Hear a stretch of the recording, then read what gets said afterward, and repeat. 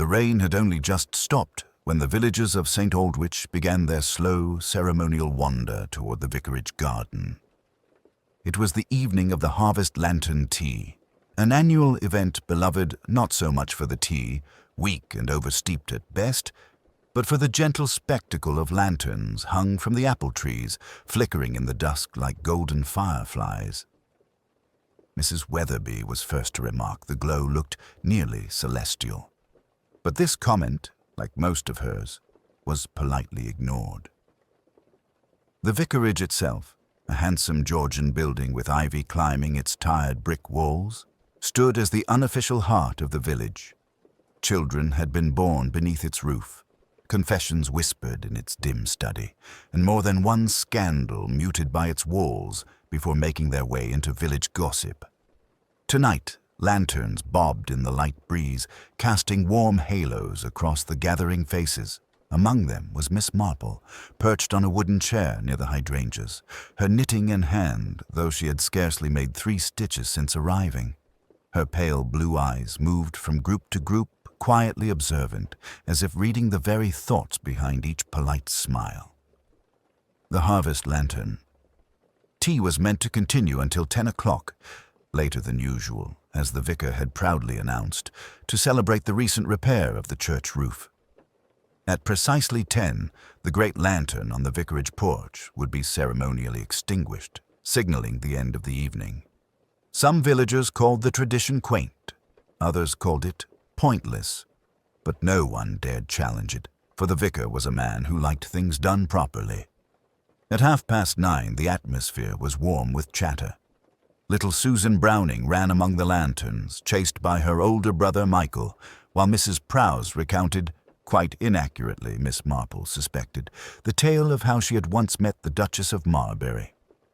The scent of damp grass lingered beneath the sweetness of cake. It was all very typical of St. Aldwych, harmless, predictable, friendly. And then the clock in the vicar's sitting room chimed 10. The crowd fell politely silent, as they did every year, to watch the vicar step forward. He smiled, raised his hand in a theatrical gesture, and reached toward the switch that would extinguish the porch lantern. But the lantern went out before he touched it. A soft pop, a quick sputter, and darkness swallowed the porch. A few people gasped, though more out of surprise than alarm. The lanterns in the garden still glowed softly, but the extinguishing of the vicarage lantern before the vicar himself could perform the ritual struck the villagers as decidedly improper. "Oh dear," murmured Mrs. Weatherby. "Is it the wiring again? You know these old houses—" Before she could finish, a shrill, unexpected cry erupted from around the side of the vicarage. It was young Michael Browning. "Vicar, Mum, come quick! Someone's lying here!" The crowd surged awkwardly toward the boy, lanterns swaying as bodies jostled together. Miss Marple stood slowly, folding her knitting and tucking it neatly into her basket before joining them at her own measured pace. Panic, she knew, never helped anyone. Michael stood frozen near the shrubbery that lined the side path. His face was pale, his eyes fixed on something at his feet. When Miss Marple reached him, she needed only one glance to understand the reason for his terror. A man lay sprawled on the damp earth, his head turned sharply to one side, one arm trapped awkwardly beneath him. His spectacles lay a few inches away, cracked. A splash of crimson stained his collar. Mrs. Prowse screamed. Someone dropped a lantern, sending shards of glass across the ground. The vicar pushed through the crowd, his face crumpling with dismay when he recognized the still figure. "Good heavens," he breathed. "It's Mr. Lionel Grant." The name passed through the crowd in shocked whispers. Mr. Grant, the quiet, meticulous accountant, newly arrived in the village, the man who kept mostly to himself but was always polite, the man who, only an hour ago, had been standing by the lemon sponge cake discussing the cost of firewood. The vicar knelt beside him, placing 2 trembling fingers against his neck. After a moment, he looked up, his expression haunted. "He's dead." A tense, collective silence hung over the garden. Miss Marple looked down at the scene. The broken spectacles, the unnatural position of the body, the absence of mud on Mr. Grant's shoes despite the damp ground. Her eyes narrowed ever so slightly. "Oh dear," she murmured softly, almost to herself.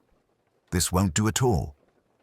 Around her, the village erupted into speculation, accidents, heart conditions, fainting spells, but Miss Marple simply stood, listening, absorbing, noticing.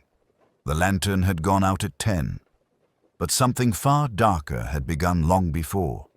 For several long seconds after the vicar's grim announcement, the only sound in the garden was the shivering flutter of lanterns in the breeze. Then, as if released from an invisible grip, the villagers erupted into nervous chatter. Some gasped, some whispered rapidly, and others backed away from the body as though death itself might leap from the ground and seize them. Miss Marple remained where she was, her expression somber but composed.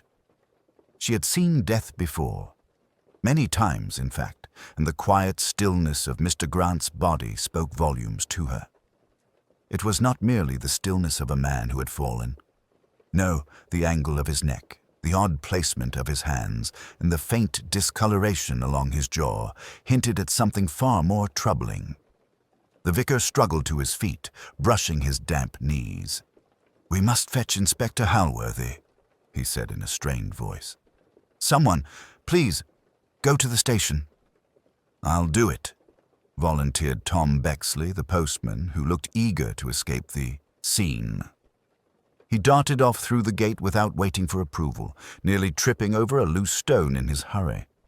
As the crowd shifted anxiously, Mrs. Browning pulled her son Michael into a tight embrace, murmuring something comforting he did not seem to hear. Meanwhile, Mrs. Prowse continued to sob loudly, insisting in a theatrical voice that she had known something dreadful would happen tonight. Miss Marple doubted that very much. Quietly, she bent slightly to observe the ground near the body.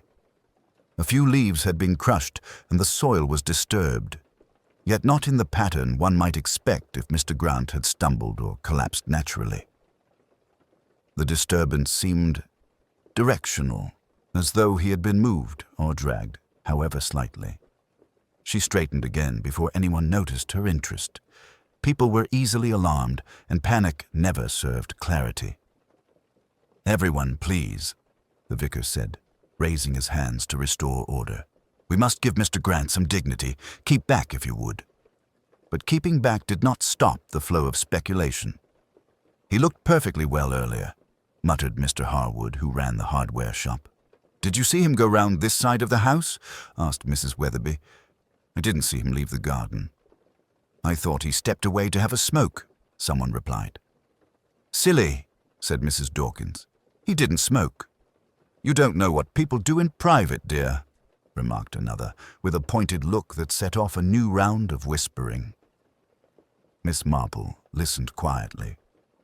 Villagers always said more than they meant to when their nerves were rattled, and one or two comments caught her attention, not the words, but the tones behind them.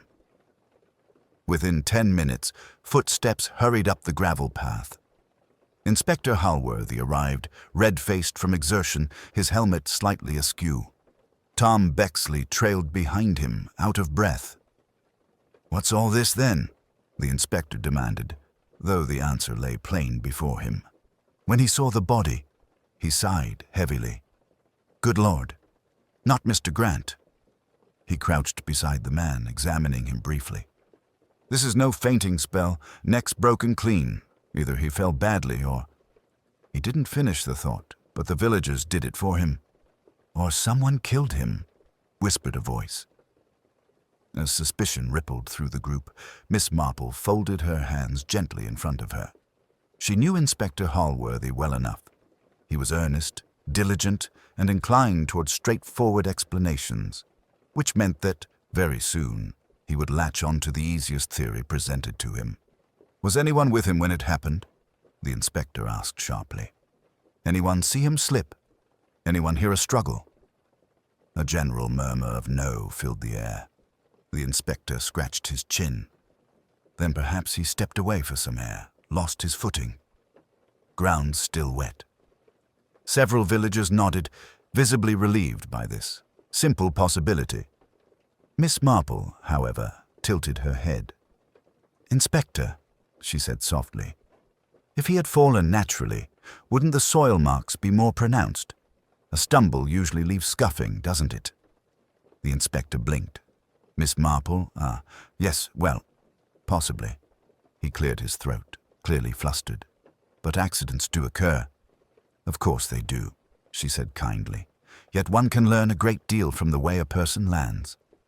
Before Halworthy could reply, the vicar stepped forward. "Inspector, I must mention, just before the lantern went out, Mr. Grant wasn't standing near the porch at all. I recall seeing him near the far end of the garden." This caused a ripple of uncertainty. "How did he end up here, then?" asked Mr. Harwood. "And why was the lantern extinguished early?" added Mrs. Weatherby. As if on cue, a gust of wind flickered several of the hanging lights, and the villagers drew closer together. Miss Marple looked again at Mr. Grant's motionless form, then at the broken spectacles lying neatly beside him. "It would seem," she said gently, "that Mr. Grant's evening took a very unexpected turn indeed." Her tone was mild, but her eyes were quietly focused, not on the scene alone, but on the people surrounding it.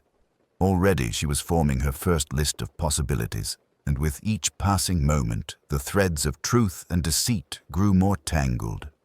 The villagers of St. Aldwych had formed a loose semicircle around Mr. Grant's body, their faces pale, their voices low and nervous. Inspector Halworthy, now somewhat more composed, moved briskly between them, taking notes on a small pad while asking questions in his deliberate, official manner. "I shall need to speak with everyone individually," he said, beginning with those closest to the scene when the incident occurred.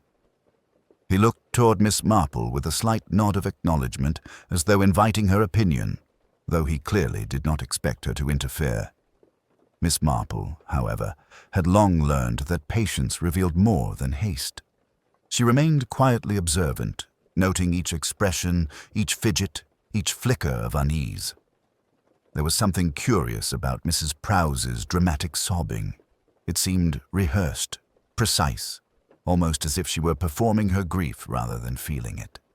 Meanwhile, Mrs. Weatherby, usually so eager to display knowledge, avoided direct eye contact with anyone near the body, as though fearful she might be accused by merely standing too close. Even Michael Browning, still clutching his mother's hand, seemed to measure his words carefully, as though aware that his every movement might be scrutinized. Halworthy began with Mrs. Browning, whose voice trembled as she recounted the moments leading up to the lantern's sudden extinguishing. "I was watching Michael play near the apple trees," she said, "and Mr. Grant was, well, he was speaking with the vicar near the porch. Then the lantern went out, and Michael ran screaming. That's all I know, I swear it." She wrung her hands as though to squeeze out the memory. Miss Marple quietly observed the faint smudge of soil on the edge of her skirt. Nothing alarming, merely a detail, yet one that might prove important if traced carefully. Next, Halworthy turned to Mrs. Prowse. Her response was theatrical, as expected, with hands clasped over her heart and a faint gasp before every sentence. I simply cannot believe such a thing," she cried. "It is unthinkable, utterly unthinkable. Mr. Grant, so gentle, so proper." She faltered, but Miss Marple noticed the flicker in her eyes, a brief, sharp glance at the vicar, almost imploring. Curiosity piqued, Miss Marple made a mental note. The inspector paused, then called for Mr. Harwood, the hardware shop owner. "I was standing near the gate," he said in a voice steady but concerned, "and I saw Mr. Grant walking toward the far end of the garden. That's the last I saw of him until he was on the ground." He hesitated, brow furrowing. "I did not hear anything unusual. No shout, no struggle." His certainty, however, did not reach the eyes, which darted toward the vicar, betraying a flicker of doubt.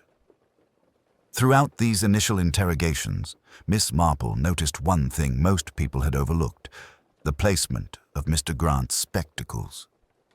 Broken, yes, but carefully positioned beside him, almost deliberately.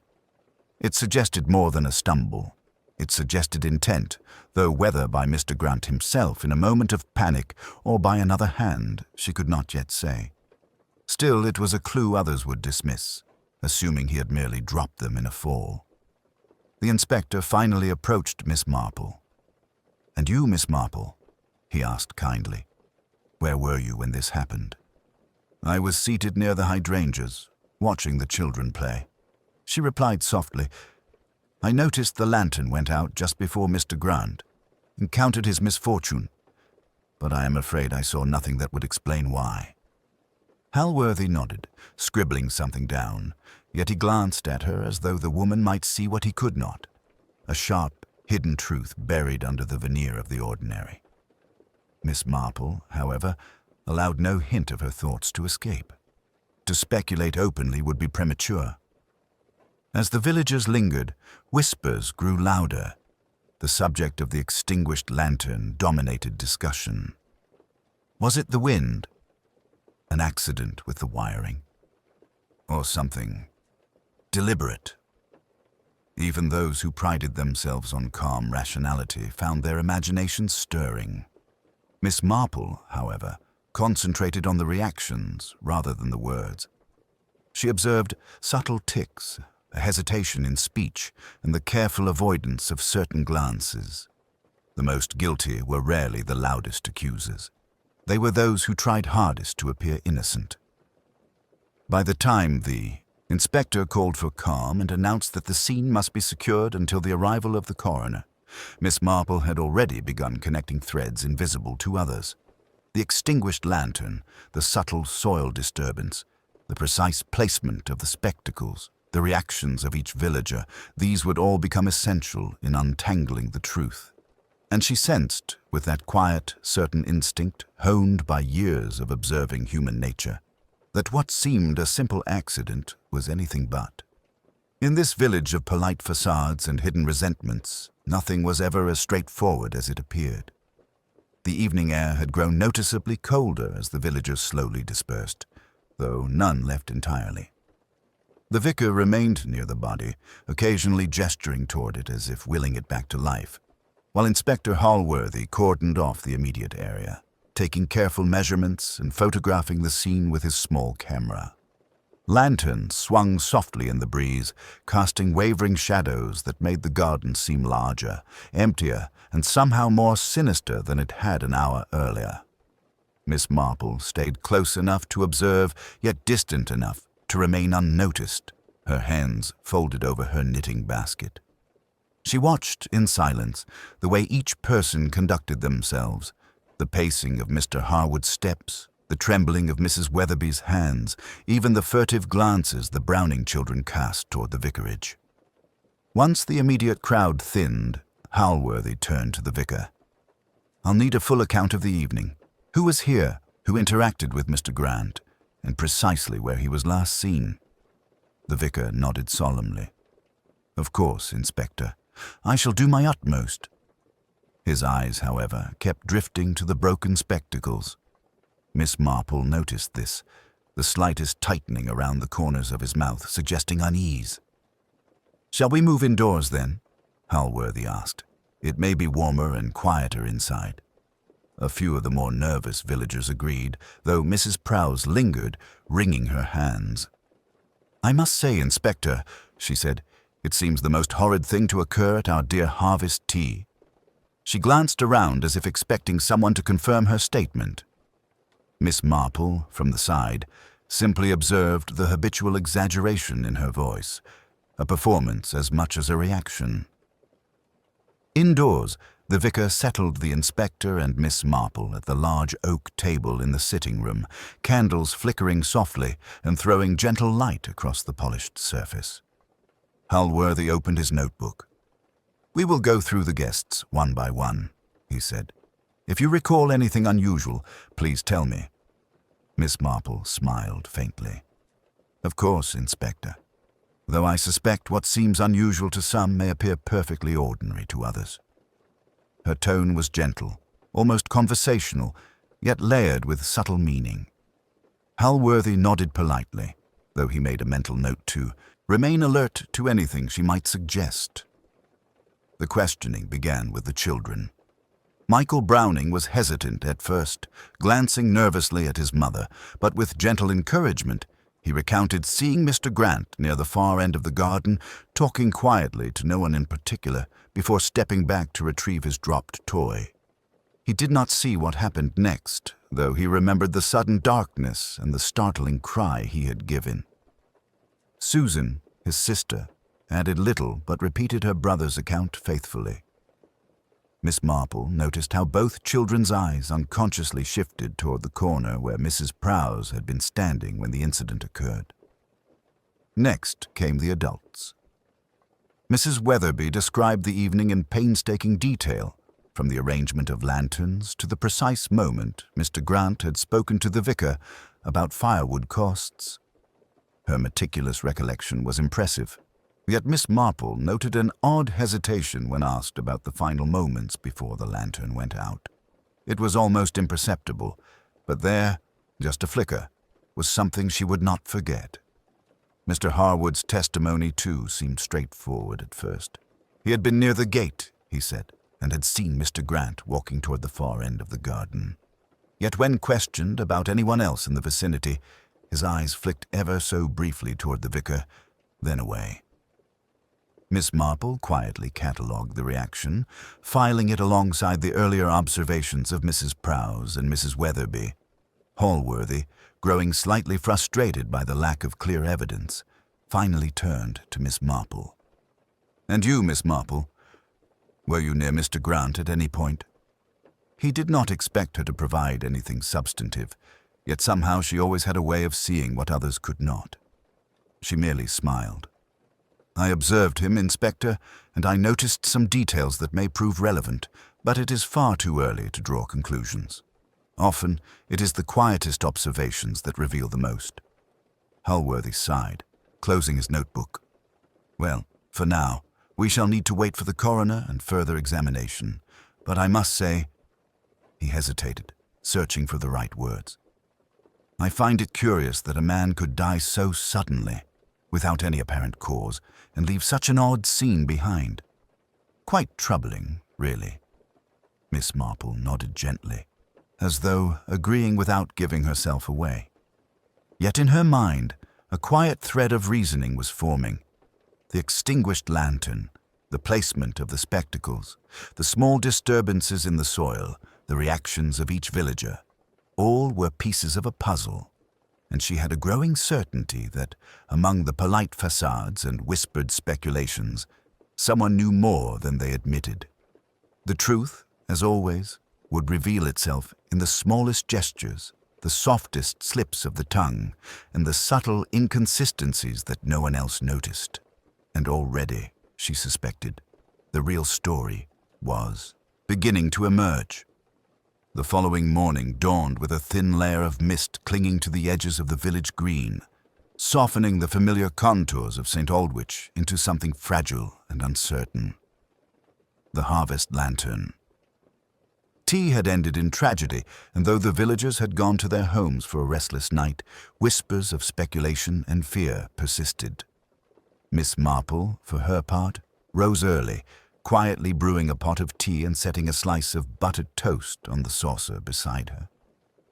She had spent much of the night reviewing every detail she could remember, the subtle disturbances in the garden soil, the precise placement of Mr. Grant's broken spectacles, and the expressions of the villagers, which often betrayed more than their words ever would.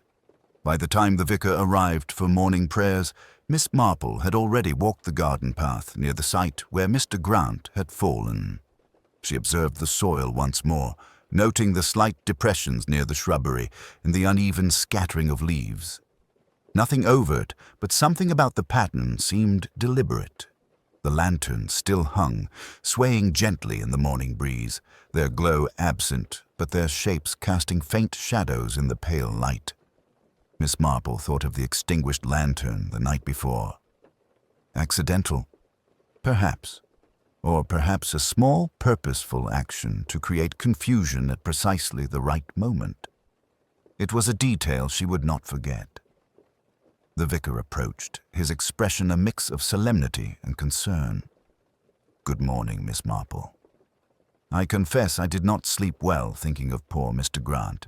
It seems impossible that a man so quiet, so unobtrusive, could meet such an end." He glanced down at the garden and his voice lowered.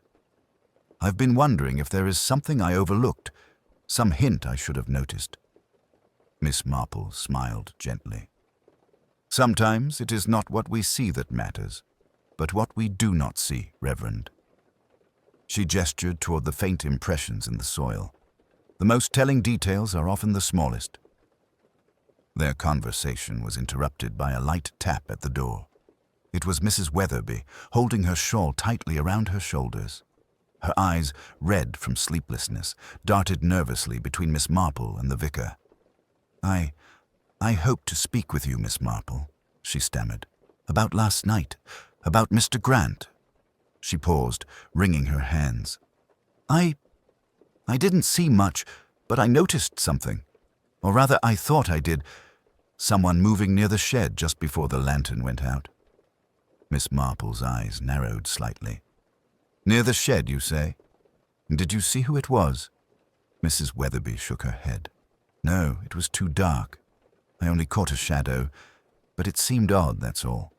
I thought it best to mention it." "Very good," Miss Marple said softly. "Every shadow, every flicker of light can be more revealing than a loud confession."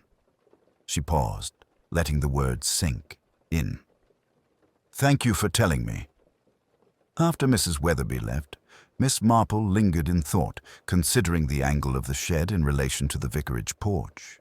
A shadow there, combined with the extinguishing of the main lantern, could have created confusion enough to allow someone to approach Mr. Grant unnoticed. And if so, the placement of his spectacles now made sense. They may have been deliberately moved to create the illusion of a fall. The day passed slowly, with the coroner due to arrive that afternoon. Inspector Hallworthy returned to the vicarage to examine the scene once more, accompanied by the constable and several villagers summoned for questioning. Miss Marple, remaining in the background, quietly watched how people moved, what they avoided discussing, and the small expressions that betrayed tension or guilt. Mr. Harwood lingered near the door, frequently checking his watch. Mrs. Prowse fidgeted with her handkerchief, speaking loudly at intervals to ensure her presence was noticed. Even the children, though unaware of the subtleties of human behavior, clung to their mothers, their wide eyes reflecting unease. Hallworthy asked again about the last movements of the deceased, systematically verifying each person's account. The discrepancies were minor, almost negligible, but Miss Marple noted them, cataloguing each in her mind. The vicar recalled Mr. Grant stepping toward the garden's far end. Mr. Harwood remembered seeing him walk that way, but with a pause near the hedge. Mrs. Weatherby recalled a shadow near the shed. Individually, these details might seem inconsequential, yet when considered together, they began to form a subtle web of events that no one else had noticed. As the coroner arrived, a quiet anticipation settled over the household. Miss Marple watched from the window, her sharp eyes noting the arrival of a small, unassuming man with a bag of instruments, his face expressionless.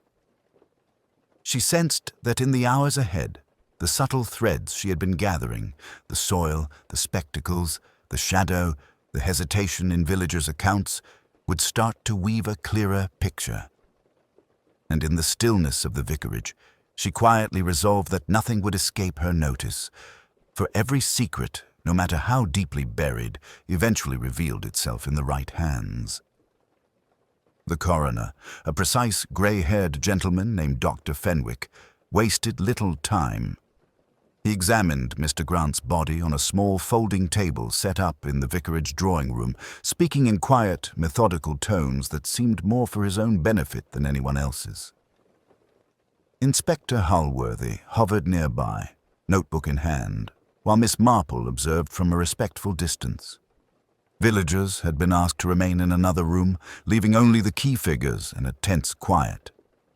Dr. Fenwick adjusted his spectacles and tapped Mr. Grant's neck lightly. Death from a fall seems unlikely, he said at last. No signs of tripping or external obstruction. The cervical vertebrae indicate a sudden, violent force, most consistent with a blow delivered from behind or a sudden push. His words, measured and clinical, sent a subtle ripple through the room. Even the vicar, stoic and composed, drew in a sharp breath. Holworthy frowned. So you're saying murder?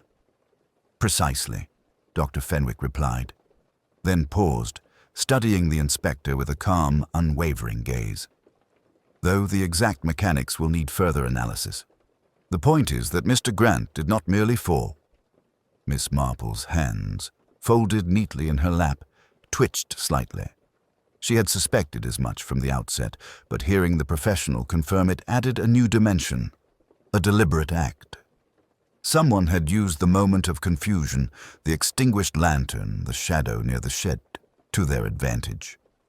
Inspector Holworthy began pacing, muttering to himself. That complicates matters. We thought it might have been an accident, something simple. But now, he shook his head, scribbling furiously. Miss Marple rose quietly, moving toward the window to observe the garden once more.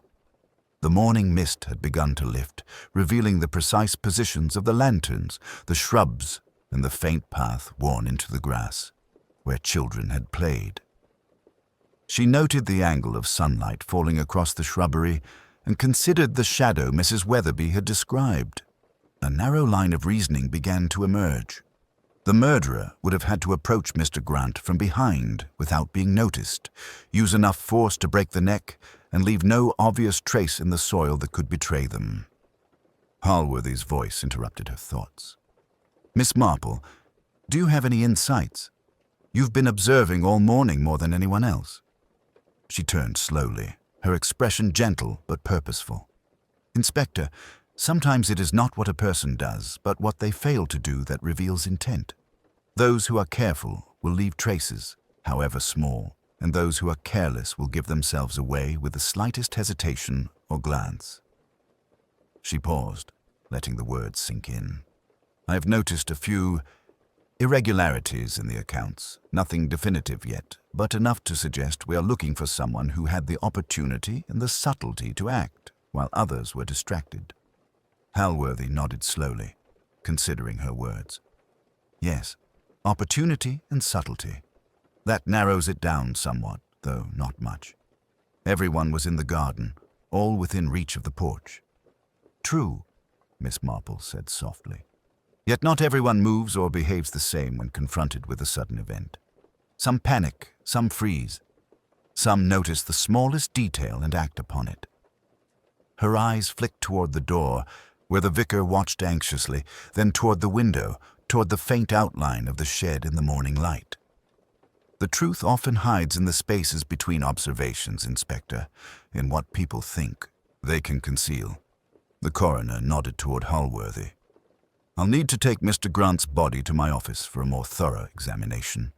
There may be evidence that is invisible to the untrained eye. I would advise everyone to remain available for further questioning. As Dr. Fenwick carefully prepared the body for transport, Miss Marple returned to her seat, knitting quietly as if nothing had changed.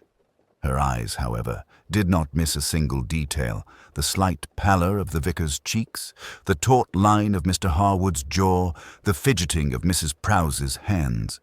Each gesture, each reaction, was a clue in itself. By mid-morning, the vicarage had settled into a tense routine. Holworthy made further inquiries, Miss Marple observed, and the villagers whispered among themselves in hushed, anxious tones. And through it all, the sharp, patient mind of Miss Marple began piecing together the invisible pattern of last night.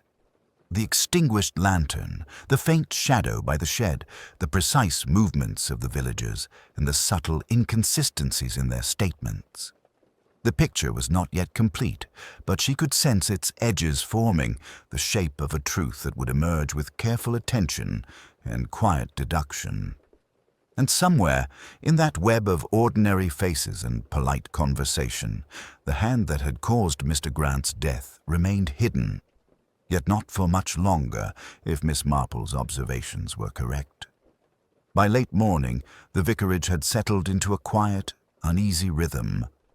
Inspector Holworthy moved among the villagers like a careful conductor, asking questions, taking notes, and occasionally exchanging a pointed look with someone whose nerves betrayed their calm words.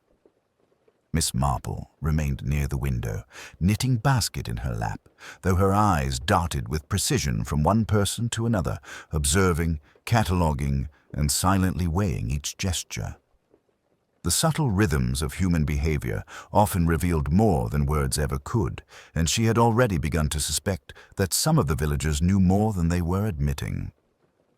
Mrs. Prowse, true to her dramatic nature, lingered near the fireplace, wringing her handkerchief and sighing in melodramatic fashion every few moments. Miss Marple observed the pattern. Her exaggeration was a shield, an attempt to draw attention while hiding some unease. Similarly, Mr. Harwood's frequent glances toward the door, as if anticipating someone's arrival, suggested he was unconsciously keeping track of potential witnesses, or perhaps avoiding being caught by them. Even the children seemed restless, their unease more than the loss of a favorite neighbor. They had sensed the tension in the adults and mirrored it, clutching their mothers and casting furtive glances at the empty porch. The coroner's examination had revealed further details that were troubling. Mr. Grant's neck showed no signs of a struggle or defensive marks, indicating the blow had been swift and precise. Dr. Fenwick suggested that the killer must have been both deliberate and careful, with knowledge of human behavior enough to ensure no one saw what they were doing. Miss Marple's eyes narrowed slightly. Opportunity and discretion, there were only a few people in the garden who could manage both. The vicar, though polite and composed, could not fully conceal the tension in his posture. He hovered near the inspector, speaking in hushed tones as if fearful of being overheard by the villagers still present in the house.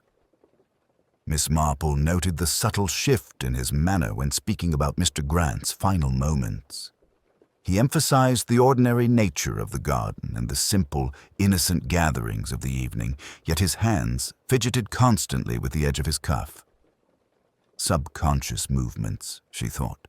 Small signs of unease often spoke louder than spoken words. Holworthy called forth Mrs. Weatherby, who had reported the shadow near the shed. She recounted the events carefully, describing the faint movement she had glimpsed just before the lantern went out. She was uncertain, hesitant, and yet there was a faint catch in her throat when she described the darkness and the moment Michael cried out. Miss Marple noticed it, filing it silently among the many pieces of the puzzle. Shadows and uncertainty, combined with the extinguished lantern, had provided the perfect cover for someone to act. The precision required for such an act implied planning, not chance. The inspector then returned to the question of motives. Who could wish Mr. Grant harm? He had been a quiet man, keeping mostly to himself, a newcomer to the village. Financial disputes seemed unlikely. Grudges had not yet formed in a mere few months. Yet Miss Marple knew better. Small towns harbored resentments, unspoken rivalries, and secret jealousies. She recalled overhearing snippets the night before. A veiled remark about Mr. Grant's meticulous ways, a subtle eye-roll at his prudence, a whispered comment about the spoiling of perfectly ordinary evenings. Nothing that seemed threatening on its own, yet taken together, a mosaic of quiet antagonisms began to form. As the morning progressed, Miss Marple wandered toward the garden once more, curious to inspect the exact line of approach from the shed to the porch. The earth was damp, the faint impressions nearly erased by the morning dew, yet subtle marks remained. Someone had moved carefully, deliberately, and the placement of the broken spectacles beside Mr. Grant's body, clean, untouched by the soil, spoke of someone with both intent and awareness of how the scene would be interpreted. The killer had sought to disguise the act as an accident. Hallworthy returned, looking both determined and slightly flustered. "Miss Marple, you seem to see everything," he said, almost admiringly. "If you were to hazard a guess, what would you say? Are we dealing with a deliberate act?" Miss Marple's lips curved, faintly. "Inspector, there is little need for guesswork. The evidence is subtle, but it is present. Someone acted while the lantern was extinguished, someone careful, someone aware of the habits and reactions of those around them, and they counted on ordinary assumptions to hide their deed." She paused, allowing her words to settle in the quiet room. "The question, of course, is why, and from there, who?" She turned toward the window, watching the garden where shadows still lingered in the corners of the early sun. The answers were out there, in the gestures, the hesitations, and the inconsistencies, and Miss Marple, as always, was prepared to see them all. The afternoon sun had begun to soften when Inspector Hallworthy decided to revisit the garden with a few of the villagers in tow, determined to trace Mr. Grant's last steps. Miss Marple accompanied them, though she walked quietly behind, her hands folded over her knitting basket, her gaze sweeping the ground and the edges of the hedges as if nothing else mattered. She did not speak, yet her presence alone seemed to make the inspector pause occasionally, as though sensing that she noticed more than anyone else. They began at the far end of the garden, where Mr. Harwood and Mrs. Weatherby retraced their movements. Harwood pointed to the faint depressions in the soft soil, indicating where he had last seen Mr. Grant. Mrs. Weatherby described the shadow she had glimpsed near the shed. Each statement seemed plausible in isolation, yet Miss Marple observed subtle contradictions in the way the two accounts aligned. One suggested Mr. Grant had lingered near the hedge. The other implied the shadow had moved across the path toward the porch. Together, they hinted at a sequence of events that did not match any simple accident. Inspector Hallworthy frowned, tapping his notebook with his pen. "So, Mr. Grant may have paused here, then proceeded toward the porch, but the lantern went out first. Someone must have been hiding, waiting." Miss Marple, walking slightly to the side, murmured under her breath, "Or counted on the lantern going out to mask their approach." Her voice was soft, but Hallworthy's ears pricked. He glanced at her and nodded, though he said nothing. They reached the porch and Miss Marple paused, studying the small indentations in the soil near the steps. The faint marks suggested careful placement, not a stumble. She noted the angle of the porch in relation to the shed and the surrounding shrubbery. From this line of approach, a person could have remained almost entirely hidden from the view of the main garden. It was the perfect opportunity for a swift, deliberate act. Hallworthy called attention to the broken spectacles, still lying neatly beside where Mr. Grant had fallen. "I still don't understand," he muttered. If he had fallen by accident, why were they placed so tidily? Miss Marple's eyes twinkled with quiet certainty. They were moved. "Inspector, the placement is intentional. It suggests a person familiar with Mr. Grant's habits and careful enough to stage the scene convincingly. Yet even the most careful staging cannot erase all traces of intent." Mrs. Prowse, who had insisted on accompanying the group, wrung her handkerchief nervously. "Do you mean to say," she began, then faltered. "That someone deliberately caused Mr. Grant's death?" Miss Marple finished softly. "Yes, and that person had ample opportunity to act, while the attention of the garden was elsewhere." The inspector nodded, jotting notes. But who? That's the difficult part. Everyone had a reason to be in the garden, but no one seems to have a clear motive. Miss Marple glanced at the group of villagers and observed closely. Mr. Harwood shifted from foot to foot, avoiding eye contact. Mrs. Weatherby's hands were clasped tightly, her lips pressed thin. Even the vicar, though outwardly calm, displayed a subtle rigidity in posture and expression. Each carried a potential story beneath the surface, hints of thoughts they did not dare voice. "You see, Inspector," Miss Marple said, "it is rarely the obvious motive that reveals the truth. Small towns accumulate quiet tensions, rivalries, jealousies, perceived slights. These are often invisible to those who consider them insignificant, yet they can lead a person to act in a single, decisive moment. Halworthy considered this, frowning. So we're looking for someone who acted swiftly, took advantage of the darkened lantern, and relied on the assumption that no one would notice the subtleties of movement. Miss Marple nodded, scanning the garden once more. Her eyes lingered on the edge of the shed, the faint trace of the shadow described by Mrs. Weatherby, and the well-tended shrubs near the porch. Every small detail fit together now.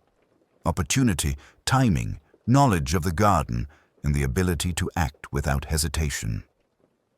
As they returned indoors, the atmosphere remained taut. Miss Marple quietly catalogued the villagers' expressions, the slight tension in their shoulders, and the unconscious gestures that spoke louder than any confession. Somewhere among them was the person who had killed Mr. Grant, someone who had relied on ordinary appearances to hide an extraordinary act. And Miss Marple, with her patient observation and quiet reasoning, was beginning to see the contours of a truth that would soon become impossible to ignore. The vicarage settled into a strange, tense quiet as the afternoon waned. Villagers who had been summoned for further questioning lingered uneasily in the drawing room, exchanging furtive glances, murmurs, and half-formed speculations. Inspector Halworthy busied himself with his notes, occasionally glancing up to watch the subtle interactions among those present. Miss Marple, knitting quietly in her chair, allowed her gaze to drift from one person to another, noting not only what they said, but how they said it, and more importantly, what they did not say. Mrs. Prowse, as expected, made herself conspicuous, her voice rising slightly above the hush whenever she recounted a detail or conjecture, yet she avoided direct observation of the body or of Mr. Harwood. Miss Marple had long suspected that theatrical grief often concealed discomfort rather than expressed it, and this morning was no exception. Mr. Harwood, meanwhile, remained near the corner of the room, fidgeting with a watch chain, his eyes following each movement without ever settling. Even the vicar, though outwardly composed, seemed constrained as though he were holding himself in check, careful not to reveal any emotional reaction beyond what was deemed appropriate. Halworthy began his round of questioning, moving from person to person, repeating inquiries about the sequence of events and about any unusual behaviors or sightings. The children were cooperative, but vague. They had seen shadows, heard Michael's cry, and nothing more. Mrs. Weatherby, summoned again for clarity, added that the shadow near the shed had moved slightly, as though someone had slipped behind the hedge to remain unseen. Miss Marple, listening, began to piece together a mental map. Shed, hedge, porch, lanterns, all elements in a chain of opportunity. "I still don't understand," Halworthy muttered, more to himself than anyone else. Who could act so swiftly with no one noticing, and for what reason? Mr. Grant was quiet, polite, unobtrusive, hardly someone likely to attract hostility. Miss Marple tilted her head slightly. "Inspector, in a village such as this, hostility is seldom loud or obvious. It grows quietly, in small resentments, unnoticed slights, and petty jealousies. And yet, when an opportunity presents itself, these quiet tensions can manifest in ways that seem sudden and inexplicable." Halworthy nodded, though he seemed less certain than he wished. "Yes, but we still have no concrete evidence." Miss Marple's eyes flicked toward the broken spectacles on a side table, carefully preserved from the previous day. Their neat placement had always seemed deliberate, and now she considered the subtle traces on the rims, a faint smudge, a tiny scratch. Not enough for forensic analysis, but more than enough for someone who observed patterns to draw conclusions. Someone had moved them after the act, either to stage the scene or to ensure that it appeared accidental. As the inspector continued his questioning, Miss Marple turned her attention to the vicar. He had been calm, she noted, yet the faint tension in his fingers, the way he avoided meeting Mr. Harwood's eyes directly, suggested unease. People rarely hide such things completely, Gestures, expressions, and brief hesitations often betrayed the truth, and she sensed that the key to understanding the murder lay in noticing what each person attempted to conceal. A sudden noise from the hallway drew their attention. It was Michael Browning, returning from the kitchen with a glass of water, his small face pale but determined. He approached Miss Marple shyly. "Miss Marple," he whispered, I saw something else last night." She leaned closer, her voice soft and encouraging. "Do tell, Michael. Every detail helps." He hesitated, then spoke rapidly. "When the lantern went out, I saw a figure near the shrubs. I don't think they were hiding, they were just waiting. And then, I think they moved toward Mr. Grant." His eyes widened, and he swallowed nervously. "I couldn't see clearly. It was too dark, but I remember a coat and a hat." Miss Marple nodded gently. "That is very helpful, Michael. You remember it well." She patted his shoulder, and he scampered off, reassured by her calm demeanor. Halworthy frowned, clearly intrigued. "A coat and a hat. That could match any number of people here. Still, it narrows the window of opportunity." Miss Marple allowed herself a faint, almost imperceptible smile. The child's observation, though incomplete, had confirmed her suspicion. The murderer had relied on timing, shadows, and the ordinary expectations of the villagers. A clever, calculated act, executed under the assumption that no one would look too closely. And yet, the smallest witness had provided a clue that adults had missed entirely. As the afternoon waned toward evening, Miss Marple sat quietly, knitting in slow, precise rhythm, her mind tracing each step of the evening's events. The shadow, the lantern, the hedge, the careful placement of the spectacles, and the subtle behaviors of each person in the vicarage. All were threads. And in her mind, those threads were beginning to weave the outline of a hidden hand, a deliberate mind, and a motive carefully concealed behind ordinary appearances. Evening had fallen over St. Aldwych, soft twilight filtering through the lace curtains of the vicarage. The coroner had departed with Mr. Grant's body, leaving behind a household thick with tension. Inspector Halworthy reviewed his notes once more, sitting at the oak table with a frown that seemed to deepen with every passing moment. Miss Marple, seated nearby, allowed her knitting needles to move in slow, deliberate rhythm, her gaze quietly sweeping the room and the faces within it. The villagers had been asked to remain indoors, yet a restlessness lingered in the air. Mrs. Prowse hovered near the fireplace, wringing her handkerchief and casting worried glances at Mr. Harwood, who stood rigidly by the window, arms crossed. Mrs. Weatherby had returned from her brief walk outside, her hands clasped tightly in front of her, eyes darting toward the shadowed corners of the room as if half expecting someone to emerge from them. Even the vicar, normally composed, seemed to carry a subtle tension in the line of his shoulders, a careful effort to maintain propriety while hiding unease. Halworthy broke the silence. "Miss Marple, this case is proving more elusive than I anticipated. All the clues seem slight, yet together they suggest something deliberate. I cannot quite piece it together." Miss Marple smiled faintly. "Inspector, the evidence is there, though not obvious. People often underestimate the subtle. A shadow, a movement, a hesitation in speech. These can reveal what the eyes alone might miss. And children especially often notice what adults overlook."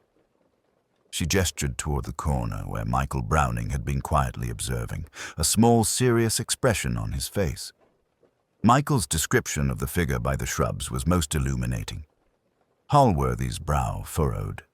"Yes, but the coat and hat, how do we connect that to anyone here?"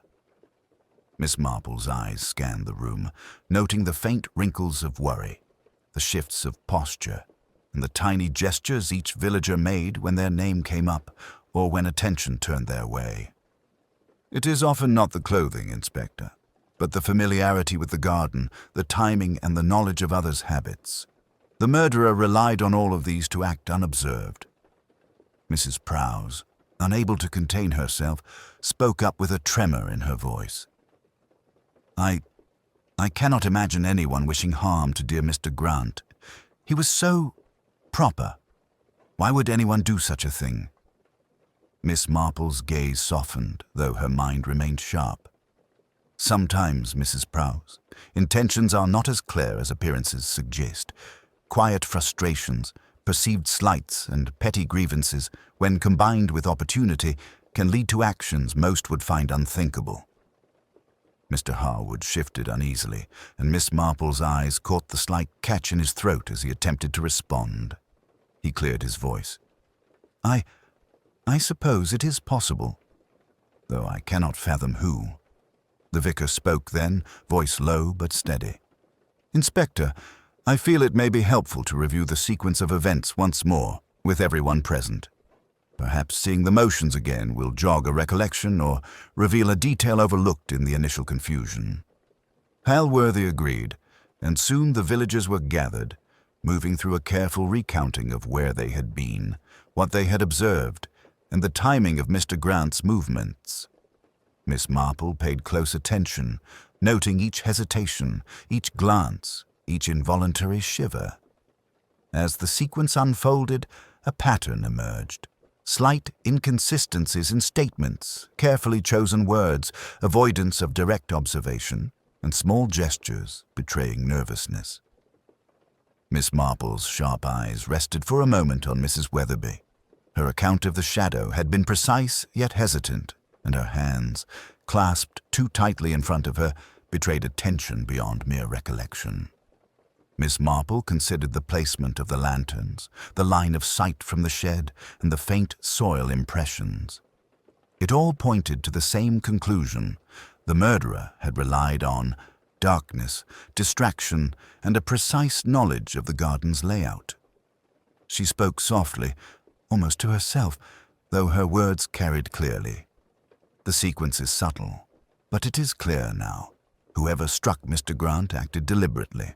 With foresight, using the assumptions of others against them, they counted on the ordinary to conceal the extraordinary. Halworthy's eyes lit with understanding. Yes, the timing, the shadow, the careful staging, it is deliberate. But who? Miss Marple's gaze swept the room one final time, taking in each expression, each suppressed reaction, and each subtle gesture. Soon, Inspector, she said quietly. We shall know. The smallest details always reveal the truth. And the truth, when the time is right, cannot be hidden. She returned to her knitting, her calm demeanor belying the sharp clarity of her mind. Outside, the last light of day faded, and the vicarage settled into silence, pregnant with anticipation. The murderer remained unseen, but Miss Marple already sensed that the threads were drawing tightly around the guilty party, and the next revelation would leave nothing concealed. Night had fully settled over St. Aldwych, and the vicarage sat in a calm, almost eerie stillness, broken only by the faint rustle of curtains in the evening breeze. The villagers had departed for the night, though the tension from the day's events lingered in the walls and corners. Inspector Halworthy remained, pacing quietly with his notebook, reviewing the day's accounts and observations. Miss Marple, seated near the fire, knitting calmly, seemed entirely absorbed in the soft click of her needles, yet her mind was far from idle. She had been reviewing every subtle movement, every glance, every hesitation she had observed throughout the day. The inspector paused mid-step, rubbing his temples. Miss Marple, I must confess, despite all that we have gathered, I cannot place the crime with certainty. The pattern is elusive. We have shadows, timing, and a few inconsistent statements, but no clear proof. Miss Marple, without looking up, replied softly, Inspector, proof is not always necessary to perceive the shape of an event. One observes, considers, and then watches how people behave under subtle pressures. The guilty often reveal themselves without realizing it. Halworthy frowned, skeptical, yet intrigued. And how would you propose we test this? The evening is drawing on, and we cannot interrogate indefinitely." Miss Marple's eyes twinkled faintly. "There is no need for interrogation, Inspector. Sometimes one merely observes and subtly provokes, without ever appearing to do so. People cannot entirely hide their reactions to suggestion." She rose slowly, gathering her knitting, and moved toward the window. The garden lay in shadow, the contours softened by the night. She traced with her gaze the faint impressions of the soil, the shrubs near the porch, and the outline of the shed. The sequence of the night's events played clearly in her mind, and the role of the shadow near the shed became ever more significant. Halworthy followed her gaze. "You think the murderer acted deliberately, with knowledge of the garden and the habits of the villagers. But who? Who would have that combination of insight and opportunity?" Miss Marple smiled faintly. "That, Inspector, is the question, and it is one that can be answered without forcing anyone into a corner. One observes who reacts most when the details of the night are gently revealed." As if on cue, there was a soft knock at the door. Mrs. Prowse entered hesitantly, her hands trembling as she clutched her handkerchief. I thought I should check if there was anything more I could do. I'm so worried about Mr. Grant," she said, her voice quivering. Miss Marple inclined her head. "Of course, Mrs. Prowse. Perhaps you can help us by recounting once again the exact position of the lantern when it went out. Every detail helps." Mrs. Prowse, eager to assist, repeated her account with dramatic emphasis, gesturing toward the porch, the shed, and the positions of the other villagers. Yet with each description, Miss Marple's keen eyes noted small inconsistencies. The flick of a wrist, the pause before a word, a subtle tightening of her shoulders. The performance, while convincing on the surface, betrayed a slight but telling tension whenever the shadowed shed was mentioned. Halworthy, taking careful notes, asked, "Did anyone else move strangely or appear out of place?" Mrs. Prowse shook her head quickly. "No, of course not. I cannot imagine anyone." She stopped abruptly, a slight pallor crossing her face, her voice catching as if she had said too much. Miss Marple's gaze sharpened imperceptibly, noting the precise moment of unease. The vicar, quietly seated in a corner, seemed unaware of the subtleties unfolding before him. He remained polite and composed, yet the faint tension in his eyes did not escape Miss Marple. And Mr. Harwood, who had remained in the shadows near the doorway, now shifted slightly, his watchful gaze flicking toward Mrs. Prowse. Miss Marple's mind traced each connection, every hesitation, every glance, and every subtle gesture. Opportunity, motive, timing, and knowledge were converging. And she realized, with the quiet certainty that came from years of observing human nature, that the next hour would be decisive. The threads of observation were nearly complete, and soon the person who had relied on shadows and subtle deception would be revealed by their own behavior. For now all remained calm, but beneath the polite exterior, the storm of truth was gathering. The vicarage was quiet, the flickering firelight casting long shadows across the walls. Miss Marple sat knitting in the familiar, unassuming manner that belied the sharp clarity of her mind. Inspector Halworthy had been pacing for some time, attempting to reconcile the events of the night and the observations of the day, yet Miss Marple's calm presence seemed to anchor him in a way that demanded patience. "Inspector," she began softly, "I believe the time has come to allow the facts, combined with subtle human behavior, to speak for themselves." Halworthy looked at her expectantly. She stood, gently placing her knitting basket aside, and invited the remaining villagers to gather in the drawing room. The vicar and Mr. Harwood complied willingly, though Mrs. Prowse's eyes widened in apprehension. Mrs. Weatherby had arrived at the suggestion of the inspector, and Michael and Susan Browning sat quietly, sensing that something important was about to be revealed. Miss Marple began, her voice gentle but firm. "We have been considering shadows, lanterns, and the quiet movements in the garden. A child observed a figure near the shed, a shadow that moved with deliberation toward Mr. Grant. The lantern went out at precisely the moment necessary to conceal a swift, deliberate act. And the broken spectacles deliberately moved to suggest an accident. She paused, letting the silence deepen the room's attention. Yet none of these facts are truly remarkable on their own. What is remarkable, she continued, is the human reaction, the hesitation, the gestures, and the small, unconscious signals that reveal awareness of what is hidden. She glanced at Mrs. Prowse, who wrung her handkerchief nervously. Mrs. Prowse, you repeatedly emphasized your horror at Mr. Grant's death. Yet each time the shadow near the shed was mentioned, you displayed a subtle tension, a tightening of the shoulders, a brief catch in your breath. You were anxious, not merely in sympathy, but because the details recalled a sequence you hoped would remain unnoticed. The woman's face paled, her lips parting slightly in shock.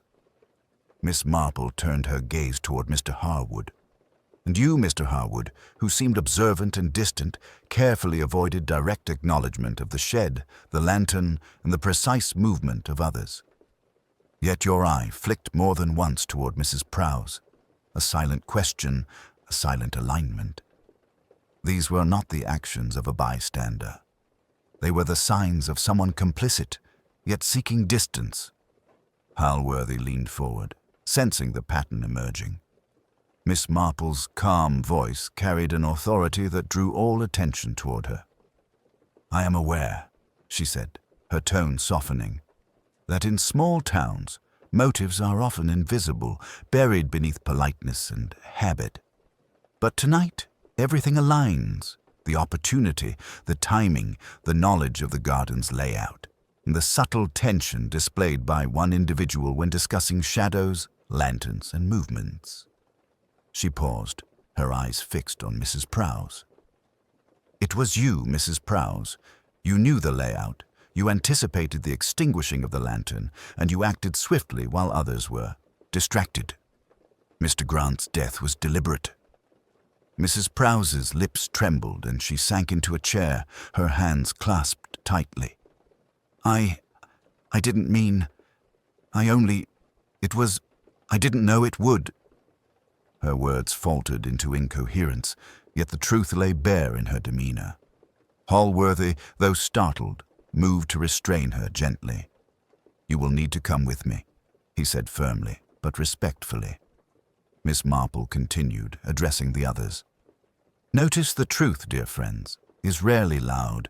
It is revealed in gestures, in hesitation, and in the small unconscious signs that betray a hidden plan.